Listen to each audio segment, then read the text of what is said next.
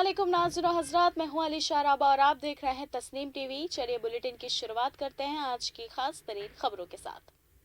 खबर अजमेर से है, जहां भारत के मशहूर सूफी संत ख्वाजा मोइनुद्दीन चिश्ती रहमतुल्लाह ताला अलैह का 810वां उर्स मुबारक शुरू हो गया है। लेकिन रात 8 बजे से दरगाह परिसर को खाली कराने और रात में उर्स की रस्म पूरी तरह से बांधने करने का हुक्म दूर दूर से आने वाले ज़ायरीन के लिए एक बड़ा झटका लगा है।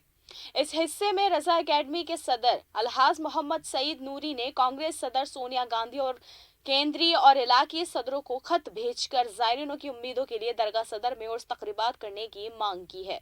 खबर लखीमपुर पालिया से है, जहां सदर रोमी साहनी सदर के गांव के साथ कई गांव का दौरा किया, जिसमें ये देखने को मिला सदर रोमी साहनी को कि आवाम जनार्दन द्वारा यानी कि जरियात से मिल रहे भरपूर दिलासा और पलिया असेंबली में एक बार फिर कमल खिलेगा हो सकता है।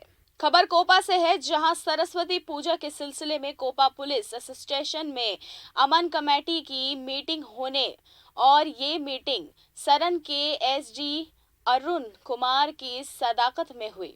उन्होंने कहा कि कोरोना हिदायत को मद्देनजर रखते हुए तमाम इबादत कमेटियों को मूर्ति की पूजा करनी होगी। खबर अजमेर से है, जहां वजीर आला अशोक गहलोत ने वक्फ बोर्ड के चेयरमैन खानू खान को एक चादर सौंपी। उसके अलावा 5 फरवरी को वजीर आला गहलोत की तरफ से चादर चढ़ाई जाएगी। अजमेर में दरगाह पर वजीर आला गहलोत की तरफ से चादर चढ़ानी जाएगी।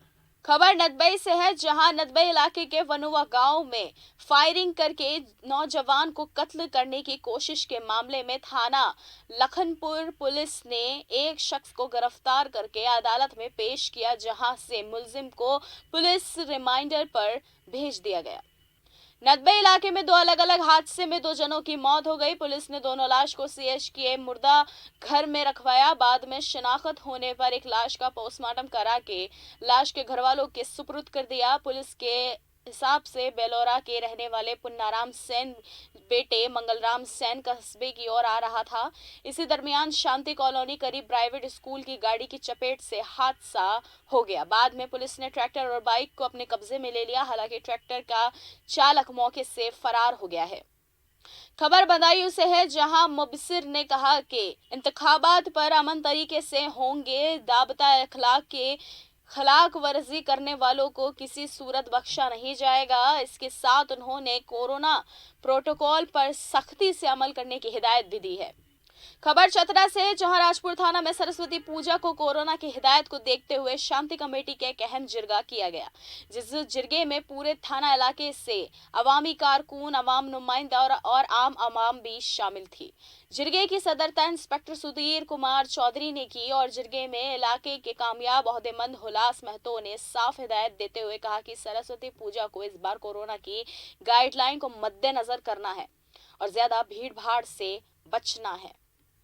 समाजवादी पार्टी के कौमी सदर और साबिक वजीर आला अखिलेश यादव 10 साल बाद बुलंदशहर से ग्रेटर नोएडा के दादरी असेंबली हल्के के लोहारली टोल प्लाजा के रास्ते अपने पूरे लश्कर के साथ ग्रेटर नोएडा पहुंचे, जहां कई घंटे उनके इस्तकबाल के लिए खड़े कारकुनान बहुत पुरजोश थे। जिस रथ पर अखिलेश यादव आए हैं, उस रथ ने लोगों को सलाम किया। उनके साथ आरएलडी सरबराह जीनत चौधरी भी मौजूद हैं। मुल्क कांग्रेस सदर गोविंद सिंह डटोसरा के जयपुर मौजूद सरकारी बंगले और सीकर पर रहने वाले नाथी का बाड़ा लिखने के एहतजाजी ने सियासी टूल पकड़ लिया। हादसे के बाद जयपुर में मुल्क बीजेपी दफ्तर पर पुलिस तैनात हो गई। पुलिस ने नहीं हटने पर सदर प्रतिपक्ष राजेंद्र राठौड़ ने मौके पर तैनात एसपी सोडाला भोपाल सिंह भाटी को पॉलिटिकल पार्टी के दफ्तर से पुलिस की गाड़ियां और जाब्ता हटाने को कहा, लेकिन पुलिस मौके पर डटी रही। राठौड़ ने नाथी का बड़ा अल्फाज का मतलब भी समझाया। राठौड़ ने कहा कि नाथी बहुत ज्यादा मेहरबान है, ऐसा क्या गुनाह कत्ल या रेप हो गया जो पॉलिटिकल पार्टी के दफ्तर को मजाक बना दिया है। उत्तर प्रदेश के हापुड़ में जुमेरात शाम चीफ असदुद्दीन ओवैसी के काफिले पर हमला करने वाले दोनों मुजरिमों को पुलिस ने गिरफ्तार कर लिया। हमलावरों ने 4 राउंड फायरिंग की। 2 बुलेट लगने से ओवैसी की कार के निचले हिस्से में छेद हो गया। हिफाजत में है अभी फिलहाल ओवैसी। देर शाम ओवैसी ने कहा कि यह मिलीजुली साजिश है और घटना की जांच होनी चाहिए। फिलहाल की हमारी इस खास पेशकश में इतना ही। मुझे दीजिए इजाजत। मुल्क और गैर मुल्क की तमाम बेहतरीन खबरों को देखते रहने के लिए देखें तस्नीम टीवी। अल्लाह हाफिज।